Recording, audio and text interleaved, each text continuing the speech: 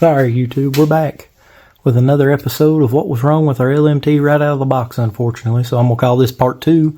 Long story short, not only was the servo horn off, but it's also got a faulty servo. So that servo is skipping teeth inside, evidently brand new. It had one wreck on it before we figured out, hey, there's something wrong with my truck. That's when she was too well in it and it laid over. That definitely should not have broke that servo. So I had a good servo horn laying around. I put it on off of a truck that was driving fine. It done the same thing within another 7 or 10 minutes. That's about its lifespan, is 7 or 10 minutes, and then you got to take the horn off, recenter it, set it, put it all back together. So we're going to get into changing out a servo, and we're going to replace it with a Jenny's RC stock servo that I had bought. Imagine that. So hopefully it's better than the first one. So what we're going to take out is going to be the screw and end of this servo horn. Going to pop it off. We're going to take these screws out that mount the servo. We're going to have to cut these two little bitty cable ties loose. And then we're also going to take out these screws, which would be 2.5 millimeter for this top of this box. Gently pull it off. Unhook the servo and feed the wire out. That'll be the interesting part. These are 2.0 millimeter.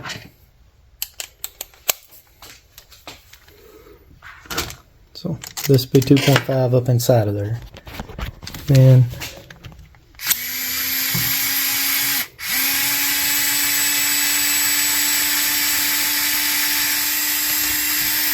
my wife and youngin got me another one of these steel.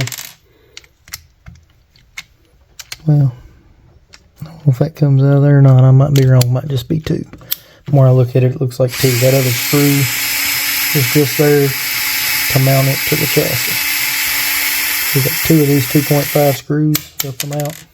You can throw them back there by the Lego man, or they can throw themselves. Gently pull the top off.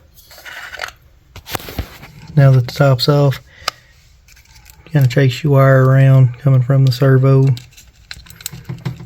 You'll see really quick, it's all the way at the end on this Spectrum receiver.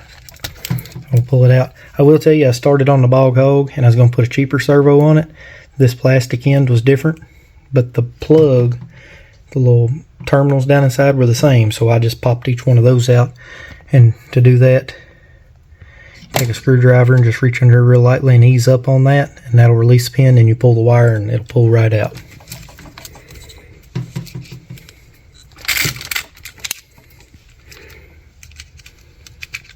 There we go. Just had to reach in there and feed it just right. So now we'll have to pop 2 cable ties and then the 5 screws up here, and we'll have our servo off. They're pretty stout. A lot stouter than they ought to be. I got that one finally.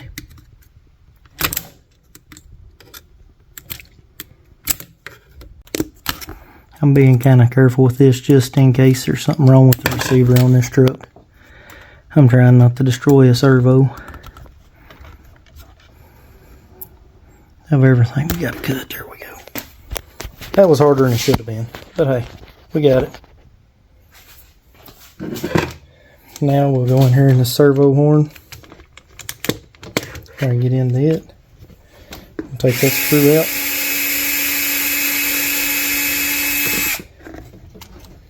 Alright, that's off.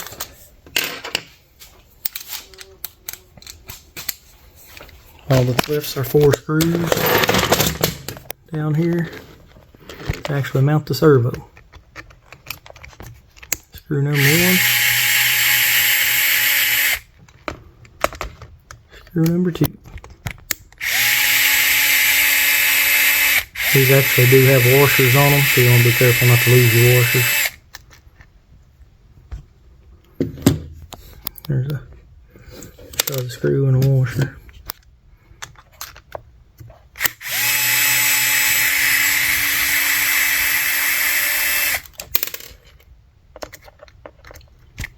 We're going to reuse all the same hardware, of course. There we go. So there's your servo. It should be our brand new faulty Spectrum S614S. Not a real big fan of that for the moment. Although we'll say the one we burned up on the Bog Hog had a whole lot to do with driving ice and snow. My son trying to turn it from down here between the knuckle and the axle. got filled really tight with snow and ice, and he was trying to force it to turn, so it's probably not the servo's fault on that. Doesn't really matter to me. He had a good time. What the new servo cost, I'd pay it again to see him smile. So can't complain. Definitely can't complain. So we'll go up through here with our servo wire, get it close, then take your screws. Try to get you one of those started.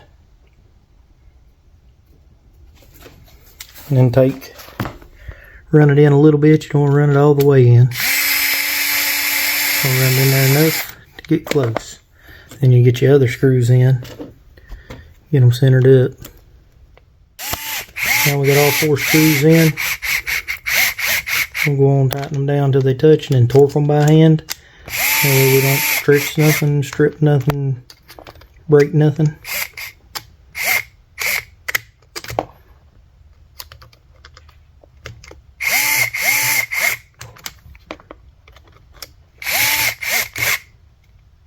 Just go around all 4 of them and check them. Get them as tight as you need them. Definitely don't want to over tighten them because you're threading into plastic. Plus the servo's made out of plastic. So now we feed the wire back in. Feeding it right through here and up into that little groove there cut out in that box. Went right through.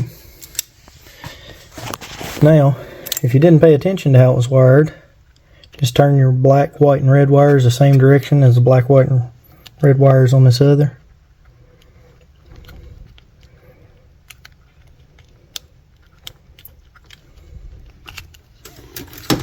And push right down in there. Alright, now we'll get us a battery, center our servo, and fire the horn up. And put 2 cable ties on. That's all that's left. Alright guys, got my battery. So just gonna set it up here real quick. Plug it in. It's a ZEE 7200 2-cell high performance 120C. That battery does not even get hot in this truck. I'm really proud of it. It does better than my 3S batteries, which surprises me. So now that we got it on, fire our remote up, fire our truck up, set our trim at center. So we got our center. Now, got a right, we got a left. Now we look at the truck. You think, yeah, tires look pretty close to centered. Let's try to put this on. There we go. There we go. Now, that is seated all the way back. We're centered. Now we can tighten up our center bolt. It's a lot easier if you got the right size socket. Yeah, I'm going to start it by hand anyway. I start all my screws by hand because I don't want to strip them out. Alright, got it set up. I'll run it in some here. Got it to hit. Turn the truck off. Now we're going to try to hold and torque.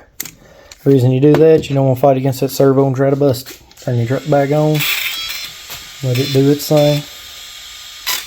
Also loosen this up a little bit just to make that thing easier. Get the screw tied on, everything, and be nothing bound up spring wise.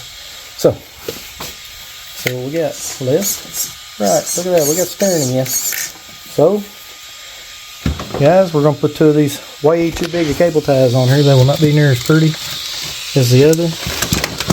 Okay, I'll knock everything down and tear it up while I'm at it. So we're gonna put these cable ties on this wire going down to that 4-lane bar.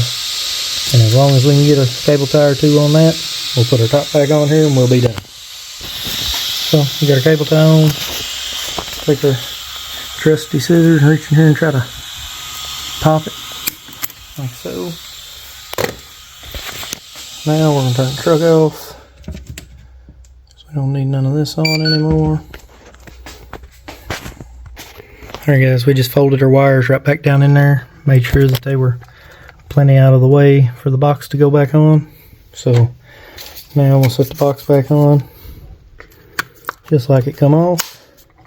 Snaps into place. We'll put our 2.5mm hexed screws right back in the hole.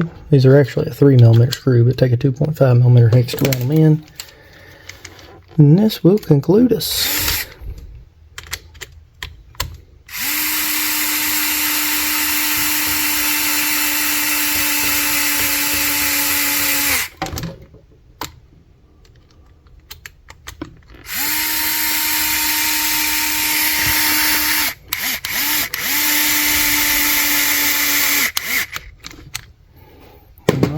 Well, guys, that's how you change the servo on a LMT, son of a digger, that acts like it's bad straight out of the box.